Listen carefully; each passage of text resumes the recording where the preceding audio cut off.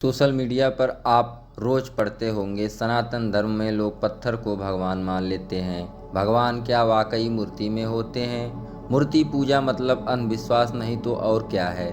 भगवान को पत्थर की ज़रूरत क्यों है? अगर भगवान हर जगह हैं तो मूर्ति की क्या ज़रूरत है? राधे राधे दोस्तों, मैं हूं AK तिवारी और लेकर आया हूं एक अद्भुत शो जिसका हर शब्द हर दावा वेदों और शास्त्रों से प्रमाणित है। यहाँ ना सिर्फ बातें होंगी बल्कि हर बात के साथ होगा शाश्वत प्रमाण।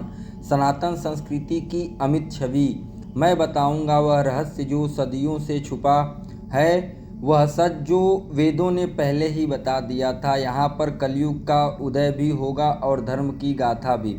सब कुछ होगा प्रमाण सहित, तो जुड़िए मेरे साथ हर रहस्य को उजागर करने के लिए इस अद्भुत सफ़र में।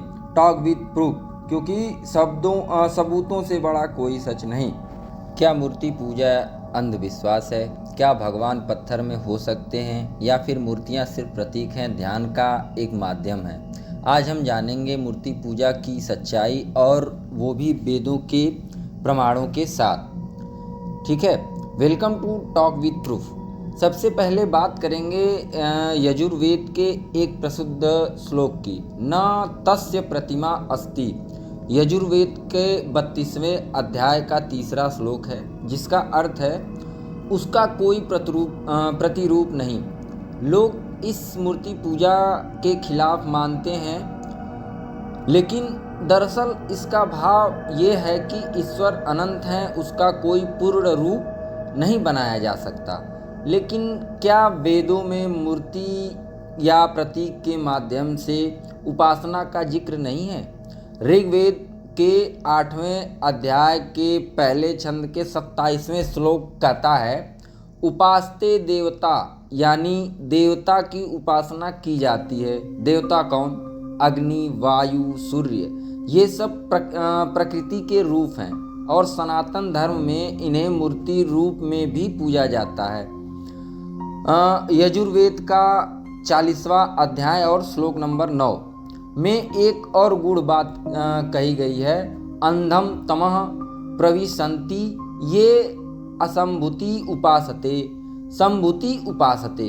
अर्थ, जो सिर्फ निराकार यानी असंभूति की उपासना करते हैं वो अंधकार में जाते हैं, और जो सिर्फ साकार यानी संभूति की उपासना, संभूति की बिना समझ के, वो भी गहरे अंधकार में जाते हैं। यानी संतुलन जरूरी है, साकार और निराकार दोनों के भाव में उपासना होनी चाहिए। जैसे एक फोटो देखकर हमें अपनों की याद आती है, वैसे ही मूर्ति ईश्वर की याद का माध्यम है। मूर्ति को हम ईश्वर नहीं मानते बल्कि ईश्वर का प्रतीक मानते हैं, ध्यान केंद्रित करने का एक साधन है।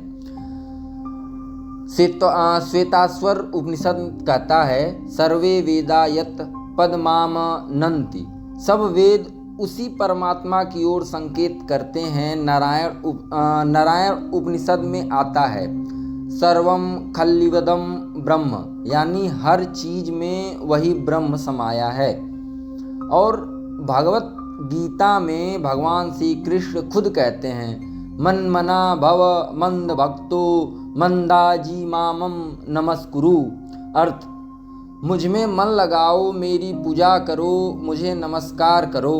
अब सोचिए, जब भगवान खुद कह रहे हैं मेरी पूजा करो, तो मूर्ति पूजा इसका एक जरिया क्यों नहीं हो सकता है?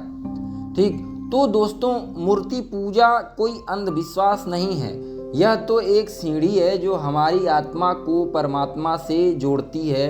यह वह प्रतीक है जो ध्यान को केंद्रित करता है। यह वह परंपरा है जो हमारे हजारों वर्षों से ज्ञान और भाव को जोड़ती है। अगर आपको आज कुछ नया जानने को मिला तो इस वीडियो को जरूर शेयर करें, क्योंकि सनातन की सच्चाई को दुनिया तक पहुंचाना अब हमारी जिम्मेदारी है। मिलते हैं अगले एपिसोड में। नमस्कार।